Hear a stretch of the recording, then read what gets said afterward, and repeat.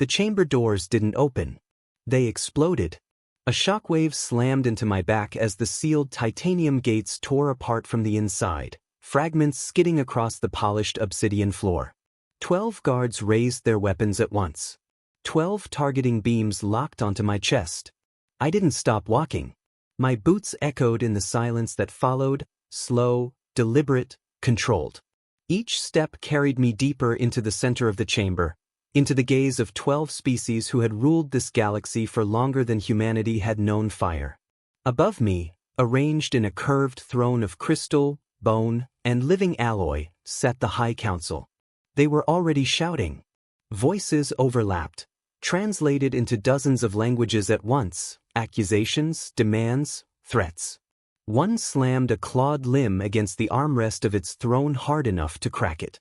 Another leaned forward, eyes glowing with restrained fury. Every one of them was looking at me. I was the only human in the room. I was also the only one not angry. I stopped at the center seal of the chamber floor and lifted my eyes slowly, meeting each of theirs one by one. I didn't rush. I let the silence stretch, let their rage burn itself out against something it couldn't move. Then I smiled. That was when the room truly went quiet.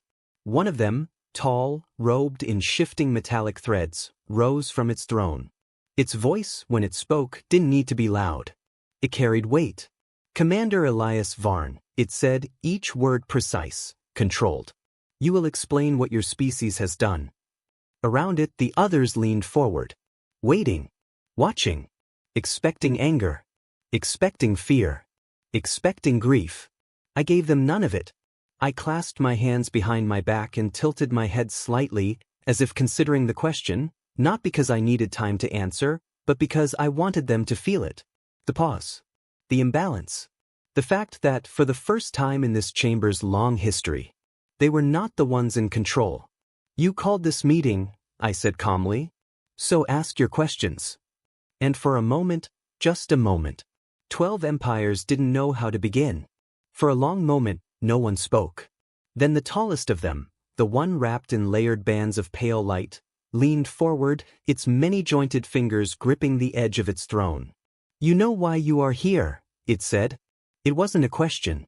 A flicker of light passed through the chamber. The air shifted. Above me, a projection ignited, cold, sharp, undeniable. A planet appeared. Blue. Alive. I recognized it instantly. Helios 9. My people called it New Dawn. It had taken us 18 years to build that colony. 8 million settlers. Families. Engineers. Farmers. Children who had never seen Earth, who thought this distant star was home. The projection zoomed in. Cities, clean, geometric, bright against green land. Transport lines glowing like veins. Weather systems carefully stabilized. Everything we had built, everything we had protected, frozen in a single moment. Then the image changed. The oceans darkened first. A spreading stain, black, unnatural, crawled across the water, swallowing light. Storm systems collapsed inward, spiraling into something wrong, something engineered. One of the council members spoke, voice low. The attack began at 2:13 local time. The cities flickered. Power grids failed, not all at once, but in patterns. Sections going dark like pieces removed from a board.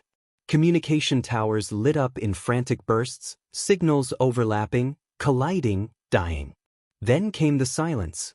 The projection cut to orbit. Where there should have been satellites, there was debris, thin rings of metal drifting like ash. They disabled your defenses first, another voice said. Cleanly. Efficiently. No emotion. Just observation. The image zoomed again. A city. I knew that one. I had walked those streets once. There was a bakery near the central plaza. A man there used to wake before dawn every day just to make bread for people he'd never meet. For a second, just one, I saw it the way it had been. Then the sky opened. Not with fire. With absence. A distortion, like reality itself folding inward, tore through the atmosphere. Buildings didn't burn. They didn't collapse. They vanished. Section by section. Block by block. Entire districts erased as if they had never existed. No explosions. No warning. Just removal. They did not occupy your world, the tall one continued. They did not harvest resources. They did not issue demands. The projection froze on an empty landscape. Where a city had stood minutes before, there was nothing. Flat ground. Untouched. Silent. They sent a message. Another shift. A final transmission appeared, scrambled, broken, barely coherent. Audio bled through the chamber. Screams. Static. Then a voice, human, shaking. Please, they're not. Gone. Total population loss, the council member said. 8,412,000. No hesitation. No softness. Confirmed survivors, 0. The projection faded. The chamber dimmed. And just like that, New Dawn no longer existed. Silence filled the space between us. Heavy. Waiting. Expecting something from me. Rage. A reaction. I didn't give them one. I looked up at the empty space where the planet had been displayed, then back at the council. My voice, when I spoke, was steady. Yes, I said. I know. The silence didn't last. It never does in rooms like this. You will respond. The voice came from the far right. A massive figure encased in layered armor that looked grown rather than built. Its eyes burned with something sharp, something eager. You will respond decisively, it continued. The species responsible for this act has crossed a line that cannot be ignored. Another leaned forward, its elongated face unreadable but its tone firm. The Virex Dominion has operated on the edge of lawful space for centuries. Raids. Border violations. Containment breaches. But this, it gestured toward the space where New Dawn had been, this is escalation. They erased a world, a third added. Not conquered. Not occupied. Removed. A low murmur spread across the chamber. Agreement. Consensus. Momentum. They have forced your hand, Commander, said the one wrapped in pale light. And by extension, ours. A new projection ignited above us. Star maps. Territories outlined in sharp lines of color. Trade routes. Military corridors. Conflict zones. The Virex Dominion pulsed in deep red. 17 marked incidents appeared across the map, each one a world, a station, a convoy. 17 confirmed strikes in the last 3 centuries, the council member said. Escalating in precision. Escalating in scale. Another marker appeared. New Dawn. Brighter than the rest. Final. They have grown bold, the armored one said. Too bold. It rose to its full height. The council has debated intervention before. We chose restraint. We chose diplomacy. We chose to believe that the Dominion could be contained. Its gaze locked onto me. That belief is no longer sustainable. One by one, the others began to rise. Not all at once, but enough. Enough to make a statement. We are prepared, said another, voice cold, measured, to authorize full coalition response. The words hung in the air. Heavy. Deliberate. A unified strike, the pale one clarified. Combined fleets. Shared resources. Total engagement. The star map shifted again. Lines converging.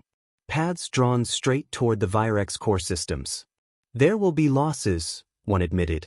The Dominion's territory is shielded by gravitational instability. Their defenses are unconventional. But not impenetrable, another countered. Not if we commit fully. The armored figure leaned forward. And humanity, it said, voice lowering slightly, will lead the assault. That landed. Not as a suggestion. As a decision. You have the motive, it continued. You have demonstrated resilience in the face of extreme hostility. A faint pause. As well as a certain willingness to act where others hesitate. Another added, almost thoughtfully. Your species does not forget. And it does not forgive, said a different voice. And most importantly, the pale one finished, it does not wait. 12 sets of eyes fixed on me again. Not with anger this time. With expectation. They had built the narrative. Set the stage. Written the next move. Commander Elias Varn, the High Arbiter said, rising last, his presence alone enough to quiet the room. The Council grants you full authority. His voice carried across the chamber like a verdict. Lead our fleets. Crush the Virex Dominion. End this threat. Silence followed. But it was a different kind of silence now. Not uncertainty. Not tension. This was the silence of inevitability. They already knew my answer. Or at least, they thought they did. Every instinct in that chamber, every prediction, every model, every piece of history they had studied about humanity pointed to one outcome. Retaliation. Well, fire. They were waiting for me to confirm it. To stand straighter. To speak louder. To demand vengeance. I didn't move. I didn't raise my voice. I didn't even change my expression. I just looked at them. One by one. Slowly. Deliberately. And let them keep waiting. The silence stretched just long enough to become uncomfortable. Let it sit. Let them feel it. The High Arbiter's gaze narrowed slightly. Commander, he said, voice calm but edged now, you have been given authority. Do not mistake our patience for uncertainty. A few of the others shifted. Waiting was not something they were used to, especially not from us. I exhaled slowly, not out of stress, out of decision. Then I spoke. No. The word didn't echo. It didn't need to. It landed exactly where it was supposed to. Several of them moved at once, small reactions but noticeable. A tightening of posture. A flicker of irritation. One of them leaned forward sharply. No, the armored one repeated. You refuse a united response? I refuse your version of it, I said calmly. A ripple passed through the chamber. Confusion now. Not anger. Not yet. The High Arbiter tilted his head slightly, studying me. Explain. I let a second pass. Then another. Then I took one step forward. Not aggressive. Not submissive. Just enough to break the symmetry of the room. You're asking us to go to war, I said. To mobilize fleets. To spend lives. To burn through systems until nothing remains. No one interrupted. They were listening now. Really listening. That would take time, I continued. Coordination. Logistics. Strategic positioning. I glanced briefly at the star map still hovering above us. Years, if you want it done properly. A few of them nodded, almost instinctively. They understood war. They understood scale. And in those years, I added quietly, how many more worlds do you think disappear? That slowed them. Just a fraction. But enough. The pale one spoke carefully. War always carries cost. Yes, I agreed. Then I looked directly at him. But this doesn't. That was the shift. You could feel it. Subtle. But real. The High Arbiter's expression hardened slightly. Then what exactly are you suggesting, Commander? I held his gaze. And this time, I smiled again. You're too late. The chamber stilled. Completely. No movement. No sound. Even the ambient systems seemed to fade into the background. What did you say? Someone asked, quieter than before. I didn't look away.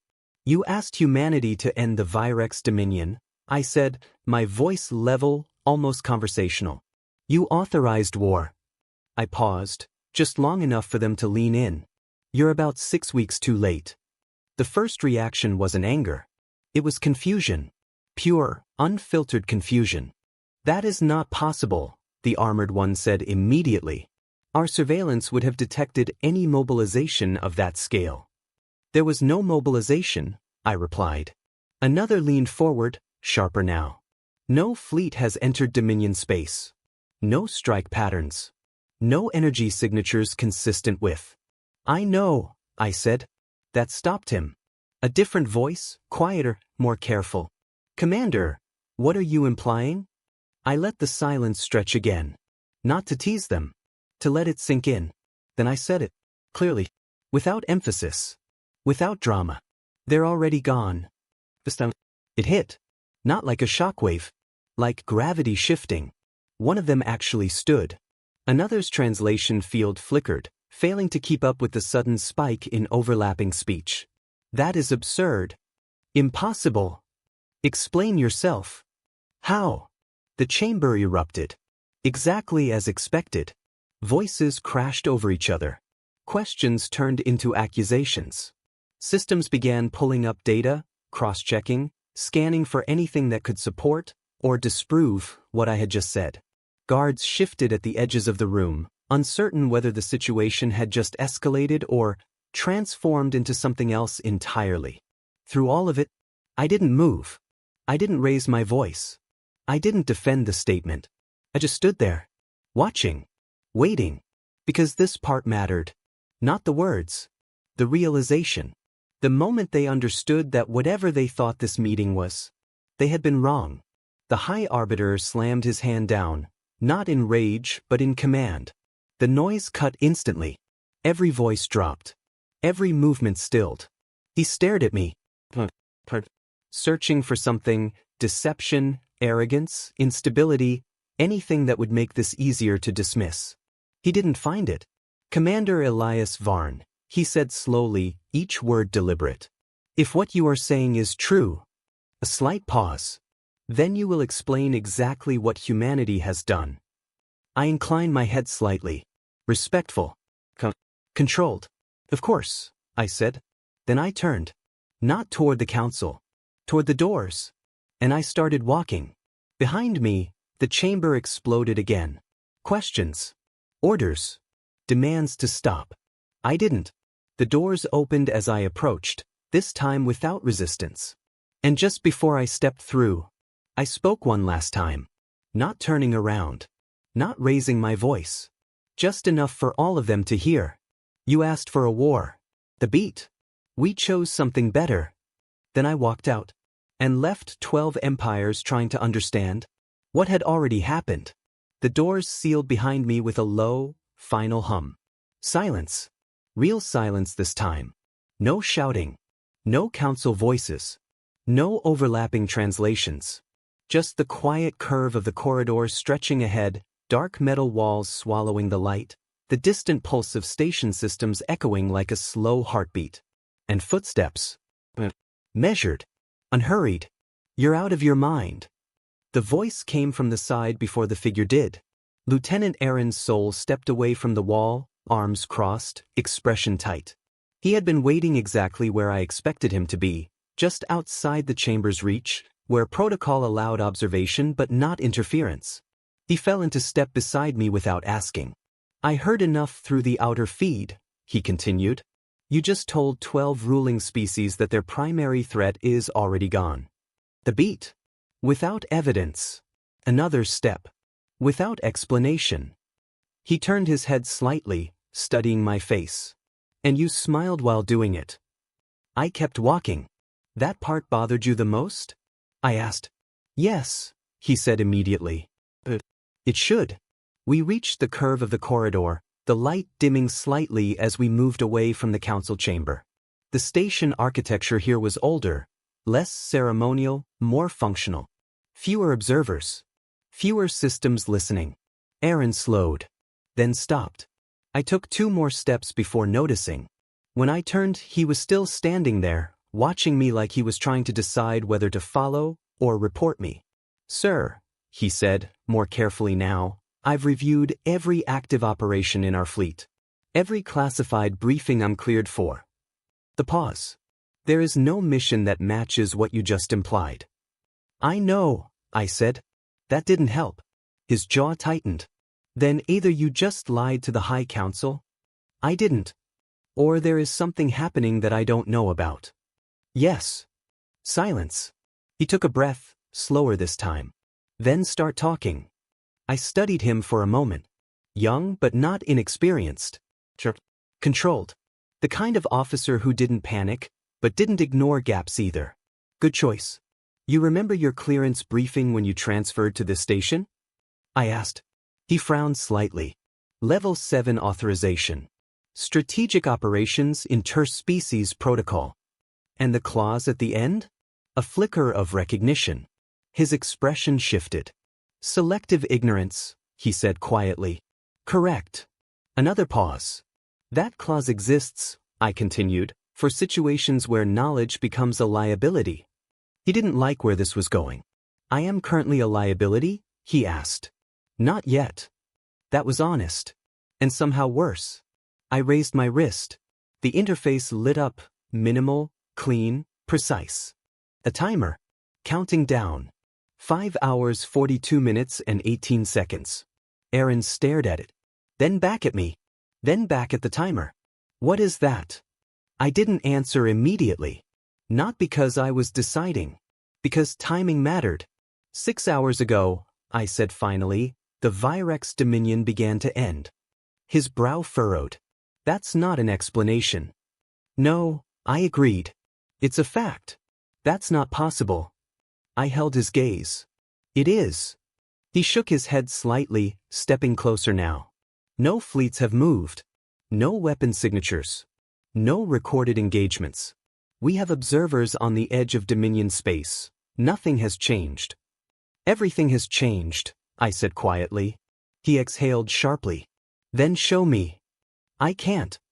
Won't, he corrected. That too. Frustration flared, controlled but visible. Sir, he said, voice lowering, you just destabilized a council that governs half the galaxy. If what you're saying is true, this is the largest strategic event in recorded history. The beat. And you're telling me I'm not cleared to understand it? I considered that. Then I stepped closer, lowered my voice. You weren't, I said. That caught him. Weren't. I tapped the interface. The timer shifted slightly. 5 hours 41 minutes and 2 seconds. Only 7 people on Earth knew about this operation, I continued. Not fleets. Not admirals. Not councils. 7. He repeated it like he didn't believe it. 7, I confirmed. And now? I met his eyes directly. Now you're the 8th. That landed. He didn't speak for several seconds. Didn't move either. Just stood there, rebuilding everything he thought he knew about command structure, about scale, about control. When he finally spoke, his voice was different. Quieter. More precise. What happens when that timer reaches 0? I didn't hesitate. Every Virex unit in the galaxy will stop functioning as a unified entity. He blinked. Define, stop functioning. They won't recognize each other. Silence. They won't share information. They won't coordinate. They won't remember what they were building. That's not warfare, he said slowly. No, I agreed. It's something else. Another pause. How? I looked down the corridor ahead of us. Toward the docking bay. Toward the ship waiting beyond it. Toward a place where this conversation could continue without half a station listening. Not here, I said. That's not good enough. It has to be. I started walking again. This time, after only a brief hesitation, he followed. Our footsteps echoed together now. Faster. More urgent. Behind us, far beyond the sealed doors of the council chamber, 12 empires were still trying to understand what I had told them. Ahead of us, there were 5 hours and 40 minutes left. And an entire civilization that didn't know it was already gone. The docking bay opened in a wash of cold white light. Our shuttle was already prepped. Minimal. No insignia beyond a small human crest near the entry hatch. 2 Marines stood guard, their posture rigid, their expressions neutral, but their eyes tracked us closely as we approached. They had been briefed enough to know something mattered. Not enough to know what. Aaron didn't say anything as we boarded. Not yet. The hatch sealed behind us with a muted thud, cutting off the distant hum of the station. Inside, the shuttle was quiet, insulated, secure, shielded against most forms of passive surveillance. Safe enough. He sat across from me, hands resting on his knees, posture straight.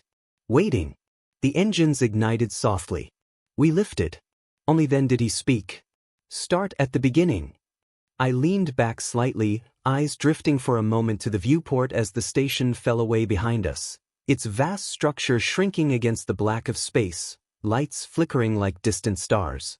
42 years ago, I said, humanity made first contact with the Council. He nodded once. Basic history. They called us unstable, I continued. Aggressive. Short-lived. Too emotional to be predictable. That wasn't entirely wrong, he said. No, I agreed. It wasn't. A faint pause. But they misunderstood something important. I looked back at him. We weren't dangerous because we were strong. Another pause. We were dangerous because we learned. That made him still. Every species in the council evolved with advantages, I went on. Claws. Armor. Neural speed. Environmental adaptation. Something that made them dominant on their homeworld. He didn't interrupt. Humans didn't have that, I said. We were slower than predators. Weaker than prey in many cases. No natural weapons. No natural defenses. Then how did we survive? He asked quietly. We didn't, I said. Not at first. He frowned. We adapted, I corrected. Not physically. Strategically. I leaned forward slightly. A predator hunts until it's tired. A human hunts until it wins. Silence. We learned patience. We learned to plan beyond the immediate moment. We learned to build tools that extended our reach, and to wait as long as necessary to use them. The shuttle glided smoothly through open space now, stars stretching faintly as we accelerated. Aaron's eyes stayed on me. And you're saying this operation, he gestured vaguely, is an extension of that? Yes. The beat. The Virex Dominion made a mistake. What kind of mistake wipes out an entire civilization without a single fleet moving? He asked. The kind that isn't visible, I said. That didn't satisfy him. It's not a weapon you're used to thinking about, I continued. No explosions. No energy signatures. No conventional delivery system. Then what is it? I let the question sit. Then answered. Information. That caught him off guard. Information, he repeated. Yes. That doesn't destroy a species. Not directly. He leaned back slightly, processing. Explain. I tapped a control panel beside me. The central display between us flickered to life, dim at first, then sharpening into a complex biological model. Not human, layered, interconnected, almost fungal in structure. This, I said, is a simplified model of Virex biology. He leaned closer. I've seen partial scans, he said. Distributed neural clusters. High interconnectivity. It's more than that, I interrupted. I zoomed the model out. Connections spread. Not just within a body. Between them. Across distance. Across systems. They're not individuals, I said. That made him stop. What? They appear to be, I clarified. They walk independently. Speak independently. Act independently. Another adjustment. The model shifted again, threads linking unit to unit, forming something larger. But cognitively, I said, they're part of a single distributed network. His eyes narrowed. A hive mind. Yes. He exhaled slowly. That's not new. The council knows this. They think they understand it, I said. They don't. I isolated one node. Then another. Then showed the link between them. When one Virex learns something, I explained, every Virex knows it within minutes. Skills. Memories. Tactical data. Which makes them nearly impossible to outmaneuver, he said. It makes them efficient, I corrected. Not invulnerable. He looked at me sharply. That network, that shared cognition, it's also their weakest point. Silence. If they were truly independent, I continued, you'd have to destroy them one by one. World by world. Fleet by fleet. I zoomed out again. The entire network pulsed faintly. But they're not, I said. They're one system. Another pause. Which means, Aaron said slowly, you don't need to destroy the bodies. No. You just need to break the system. I nodded once. Understanding was starting. But how? He pressed. You can't just disconnect something like that across an entire species. No, I agreed. You can't force it. I let that hang. Then added. But you can convince it. That stopped him again. What? I leaned forward slightly. 40 years ago, a human researcher proposed a theory, I said. She suggested that the Virex network isn't just biological. It's cognitive. Meaning, it's built on a shared assumption. He frowned. What assumption? That they are not alone. Silence. I let him sit with that. If every unit believes it is part of a whole, I continued, the system functions. Information flows. Identity is stable. And if that belief changes? He asked quietly. I met his eyes. The system collapses. A long pause followed. You're saying, he began slowly, you didn't attack their bodies. No. You didn't attack their infrastructure. No. You attacked, he struggled for the right word, their perception. Yes. He leaned back, a hand moving up to his hair, pushing it back unconsciously. That's not a weapon, he said. It is, I replied. It just doesn't look like one. Another pause. How do you change the perception of an entire species? He asked. I didn't answer immediately. Not because I couldn't. Because this was where it mattered most. You don't broadcast it, I said finally. You don't announce it. Then how? I turned the display off. The cabin dimmed slightly as the holographic light vanished. Then I said, you introduce it. Silence. He stared at me, waiting. Understanding was close now. Not complete, but close enough to feel it. 6 weeks ago, I continued quietly, we didn't launch an attack. We started a conversation. He didn't blink, didn't move. Not with words, I added. With structure. Another beat. With meaning. His voice dropped. With them. I nodded once. Yes. The shuttle continued forward in silence. Stars stretching past us. Time slipping away. And somewhere, far beyond anything we could see, an entire species was beginning to forget that it was ever whole. Aaron didn't speak for a long time. The shuttle hummed quietly around us, the steady vibration of its engines the only sound filling the cabin. Outside the viewport, the stars stretched into faint lines as we pushed deeper into open space. Finally, who carried it? His voice was quieter now. Not demanding. Not skeptical. Careful. Because he already knew the answer mattered. I looked at him for a moment. Then I said it. Her name was Leora Vance. He blinked. Vance. No relation, I said. Different continent. Different life. The pause. Same decision. I leaned back slightly, letting the memory settle before I continued. She wasn't a soldier, I said. Not officially. No combat record. No command training. No field history. Then why her? Because she was already dying. That landed harder than anything else I'd said. Aaron's expression shifted immediately. What? She was diagnosed 8 months before the mission, I continued. Neurological degeneration. Progressive. Irreversible. I kept my voice steady. Best estimate gave her 6 months before cognitive collapse. Silence. She knew it. Yes. And she volunteered. I didn't soften it. Didn't dress it up. She read the proposal, I said. Understood exactly what it meant. Understood that there was no extraction. No return. A faint breath left him. And she said yes? Yes. The shuttle lights dimmed slightly as we adjusted trajectory. I continued. I met her once, I said. Aaron looked up. You did? I nodded. It was in a research facility on Earth. Nothing special on the surface, just a weather station in the middle of nowhere. Underground? I paused briefly. That's where we built the plan. What was she like? He asked. I allowed myself the smallest shift in tone. Calm, I said. Not the kind of calm you get from training.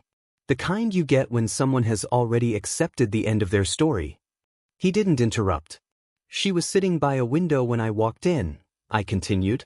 Reading. There was a cup of tea on the table beside her. Steam still rising. A faint memory pulled at the edges of my voice. She looked up at me like she already knew what I was going to say. A small pause. And maybe she did. What did you say to her? Aaron asked. I thought about that. Then answered honestly. I thanked her. He frowned slightly. Before she even agreed?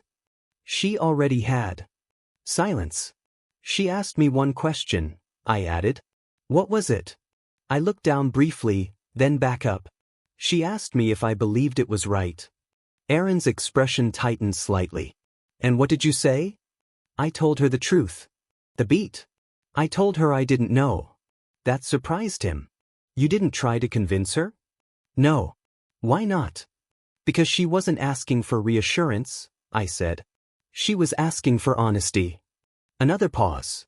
And anyone who tells you they're completely certain about something like this, I shook my head slightly, is either lying or doesn't understand what they're doing. Aaron looked away for a moment. Processing. What did she say? He asked quietly. She nodded, I said. That was it. A faint breath. Then she picked up her tea, took a sip, and said something I haven't forgotten. I paused. Not for effect. Because it deserved it. She said, most people don't get to choose how their story ends. The shuttle hummed softly. She said, I do. Silence settled between us. Heavy. She had a family? Aaron asked after a moment. Yes. Did they know? No. Why not? Because knowing wouldn't have changed the outcome, I said. It would have just made it harder. That didn't sit well with him. I could see it. But it shouldn't. She had a younger brother, I added. Training to be a teacher. A mother who ran a small bakery. That detail caught. Always does. She talked about it, I said. The bakery. A faint, almost imperceptible shift in my expression. She said the bread there tasted the same every day. Not because it was perfect, but because her mother refused to let it be anything else. Aaron's eyes softened slightly. She wanted that to continue, I said. She wanted the world her family lived in to stay predictable. The pause. Safe. Another breath. So she made a trade. What kind of trade? He asked. I met his eyes. One life for silence. The words hung between us. Unavoidable. She let them change her, I continued. Cell by cell. System by system. The structure we built, it wasn't something you could carry in a container. It had to live, Aaron said quietly. Yes. She became the carrier. Silence. How did she get there? He asked. We didn't send her in as a soldier, I said. We sent her as something the Virex would accept. Which was? I held his gaze. Specimen. That hit. They took her, I said. Exactly as planned. Transported her through their own systems. Brought her directly to the core of their network. Aaron exhaled slowly. They never knew. No. And by the time they could have, it was already part of them. Another pause. How long did she survive? He asked. 7 days. Silence. That's it. That's all it needed. He looked down briefly. Then back up. Did she know it worked? I shook my head once. No. A long, quiet moment passed. The stars outside shifted slightly as the shuttle adjusted course again. She died alone, Aaron said. It wasn't a question. No, I said. He looked at me. I held his gaze. She died knowing exactly what she had done. That mattered. More than anything else. He didn't respond. Didn't argue. Didn't question. He just sat there, carrying it, like I had. Like anyone who understood it would. After a while, he spoke again. Quieter. Different. What happens when this is over? I looked out the viewport. At the endless stretch of space ahead. We remember her, I said. The beat. Even if no one else ever does. The shuttle continued forward. Time continued counting down. And somewhere, across a galaxy that had never known silence like this before, one woman's decision was still unfolding. The timer kept moving. 04:12:3304:12:3204:12:31. Neither of us spoke for a while. There are moments when conversation becomes unnecessary, when the weight of what's coming replaces the need for words. This was one of them. The shuttle drifted into formation with the fleet. Ahead of us, the flagship came into view. The Aegis Resolute. Long dark. Silent. It didn't look like a warship. It looked like something that had been waiting. Docking clamps extended. Guidance lights flickered. The shuttle aligned and slid into the hangar with a soft, controlled motion. The moment the hatch opened, the atmosphere changed. Not louder, quieter, more focused. Crew members moved with precision. No wasted motion, no unnecessary speech. They knew something was happening. They didn't know what, but they felt it. Aaron and I stepped out together. "Commander," a voice called. Captain Elias Varn approached from across the hangar. Tall, composed, her expression carved into something steady and unreadable. She didn't waste time. "All systems are monitoring Virex communication channels," she said. "No confirmed anomalies yet. External observers report standard activity across all sectors." I nodded once. "That's expected." Her eyes narrowed slightly. "Expected," she repeated. "It won't be sudden," I said. "Not at first." A brief pause. "Walk with me." We moved through the ship quickly, Aaron falling in beside us. The corridors were alive with quiet motion, officers at stations, data streams flickering across embedded displays, low voices exchanging updates that didn't yet mean anything. "Not yet." "What exactly are we waiting for?" Voss asked. I raised my wrist. The timer hovered between us. 3 hours 58 minutes and 10 seconds. Her gaze locked onto it, then shifted back to me. "And when that reaches 0? I didn't slow. "You'll see." That wasn't the answer she wanted. It was the one she got. We reached the bridge. The doors opened. Inside, controlled activity. No panic. No noise. Just focus. Displays lined the walls, galactic maps, signal arrays, live feeds from deep space observers. Red markers scattered across the outer systems. Virex territory. Dozens of it. Hundreds. All still active. For now. "Commander on deck," someone announced quietly. Heads turned. Not out of ceremony. Out of curiosity. They knew something was coming. They just didn't know what. "Status," Voss said as she stepped forward. "All Virex channels stable," a communications officer replied. "No interruptions, no deviations in pattern." "Keep watching." I moved to the forward console. Aaron took position just behind me. The timer ticked down.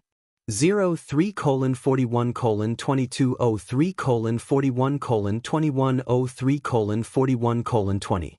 Minutes passed. Slowly. Carefully. The kind of slow that stretches. The kind that makes every second feel like it matters. "Captain." The voice cut through the bridge. Chirp. Focused. Everyone looked up. The communications officer leaned closer to her console, fingers moving faster now. "I'm detecting irregularities in Virex signal traffic." The room shifted. "Subtle, but real." "Define irregularities," Voss said. "It's inconsistent," the officer replied. "They're still transmitting, but the patterns are off." "Off how?" The pause. "They're overlapping." That wasn't normal.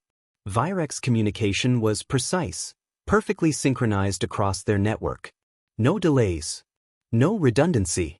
No noise. "What does it look like?" Aaron asked quietly. The officer brought it up on the main display. A waveform appeared. Jagged. Chaotic. Nothing like the clean, structured signals we had seen before. "It's like," she hesitated, searching for the right words, "like they're all talking at once." Silence fell over the bridge. "They're not coordinating," another officer added. "There's no pattern. No structure." I didn't move. Didn't speak. Just watched. Because this was the beginning. "The network is destabilizing," Voss said quietly. "Yes," I replied. Aaron leaned slightly closer to the display. "They don't understand what's happening," he said. "No," I said again. "They can feel it." The timer continued. 2 hours 59 minutes and 8 seconds. Another officer spoke.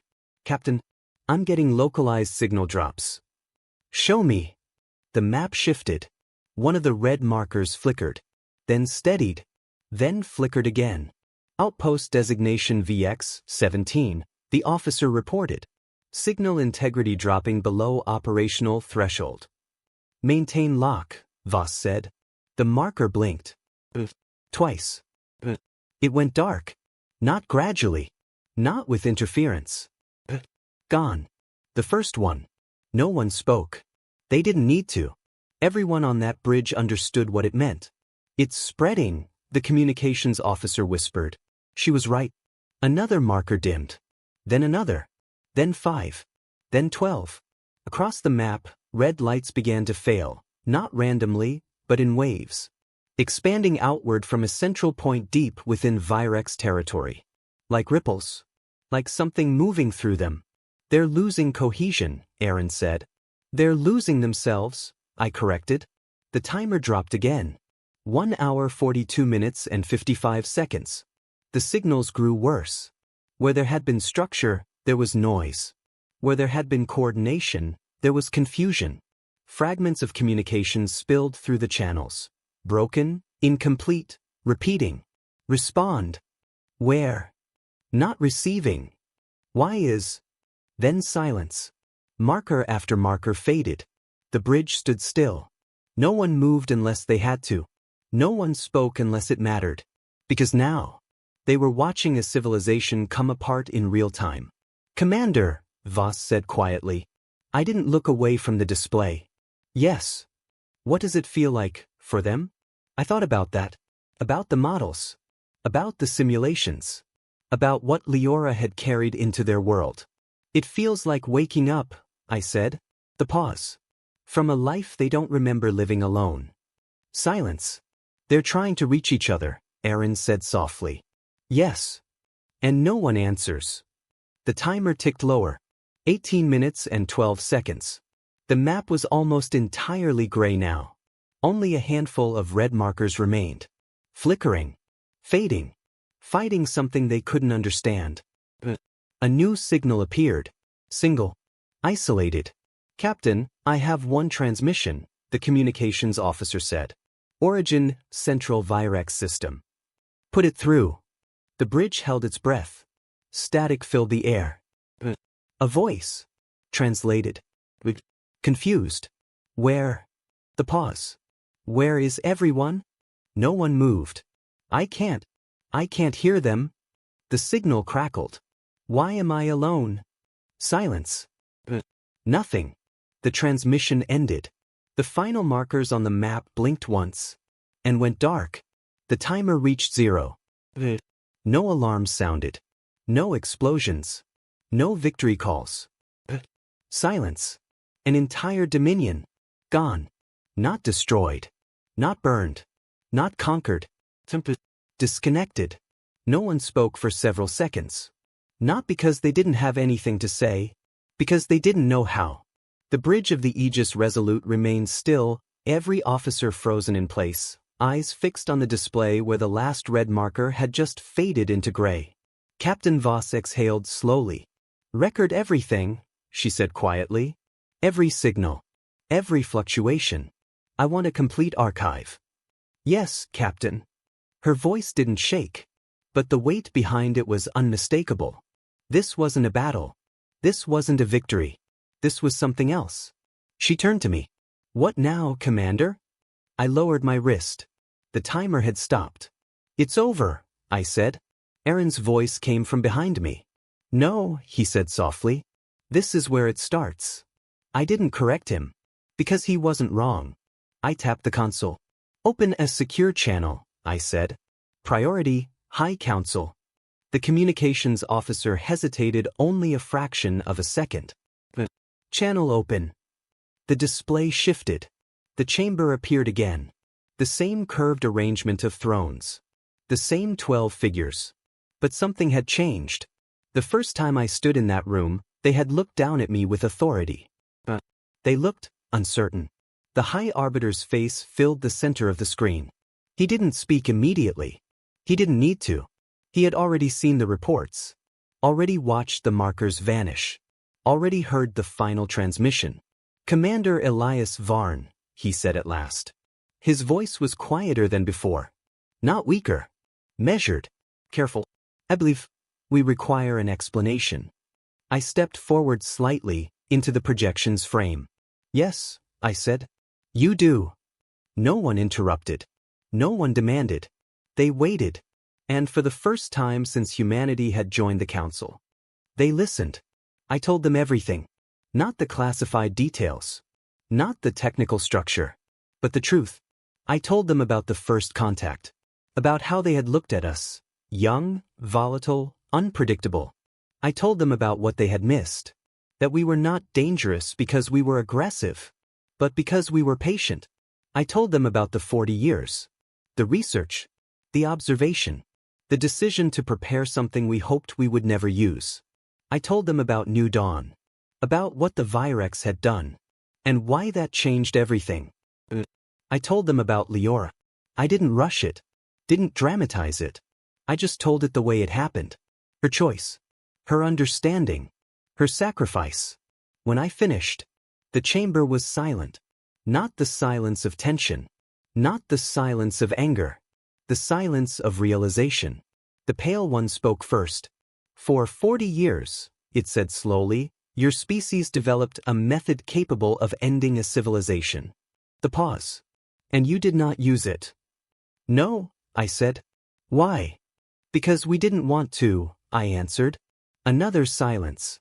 The Armored One leaned forward. And now that you have? It will never be used again. That drew a reaction. Subtle. But there. You expect us to accept that? It asked. No, I said. I expect you to question it. That answer lingered. A different voice spoke. Quieter. More precise. How do we know, it said, that this was the only plan? I didn't answer immediately. This mattered. Not because of what I would say, but because of what it would mean. Then I said it. You don't. The chamber went still again. Completely. We studied the Virex for 40 years, I continued. We understood their structure, their strengths, their weakness. I looked at each of them in turn. We have done the same for every species in this council. That landed. Harder than anything before it. The High Arbiter's expression didn't change. But his eyes did. How many? He asked quietly. Contingencies? I said. A small pause. 93. No one moved. No one spoke. Because now they understood. Not just what we had done, but what we could do. This is not a threat, I said calmly. It's a truth. I let that settle. Then added. We do not act first. We do not strike without cause. We do not seek conflict. The beat. But if someone comes into our space and harms our people, my voice didn't rise. Didn't harden. It didn't need to. We do not respond with anger. Another pause. We respond with certainty. Silence. Unavoidable. The High Arbiter closed his eyes for a moment. When he opened them again, something had shifted. Not fear. Not respect. Something more complicated. Commander, he said, do you understand what you have done today? Yes, I replied. You have changed the balance of power in this galaxy. I know. You have shown that the youngest species among us, the pause, is also the most dangerous. I didn't deny it. I didn't confirm it. I simply said, we are the most patient. That was enough. No one argued. No one challenged it. Because they had seen the result. 40 years. One decision. Total silence. If the Council decides, the Arbiter continued slowly, that humanity represents a risk, that your presence among us is no longer acceptable. He didn't finish the sentence. He didn't need to. I answered anyway. Then we will leave. That surprised them. I saw it. We will return to our systems, I said. We will build our future the way we always have. A small pause. We do not need the Council to survive. Another silence. Longer this time. And if we decide, the Arbiter said carefully, that you should be removed entirely? I met his gaze. Didn't look away. Didn't hesitate. Then you can try. The chamber froze. Not from arrogance. From clarity. They understood exactly what that meant. The Pale One exhaled slowly. Another shifted in its throne. For the first time in centuries, they didn't have control of the outcome. The High Arbiter leaned back slightly. Studying me. Studying all of it. Unexpectedly. One of them laughed. Soft at first. Then slightly louder. Not mockery. Not disbelief. Something closer to acceptance of the impossible. I have lived for 212 years, the pale one said, still faintly amused. And for the first time, the pause. I do not know what decision to make. No one corrected it. No one could. Because there was no precedent for this. No history. No strategy. No rule. Only a new reality. I inclined my head slightly. Respectfully. We will give you time, I said. Take it. I stepped back. The channel remained open for a moment longer. It closed. The bridge returned. Quiet. Still. Aaron stood beside me. He didn't speak immediately. They're afraid, he said. Yes. Should they be? I looked out at the stars. At the endless field of light stretching across a galaxy that had just changed forever. Yes, I said. The pause. Then I added, but not of what we've done. He frowned slightly. Then what? I let a faint breath leave me. Of everything we're capable of. When we decide to wait,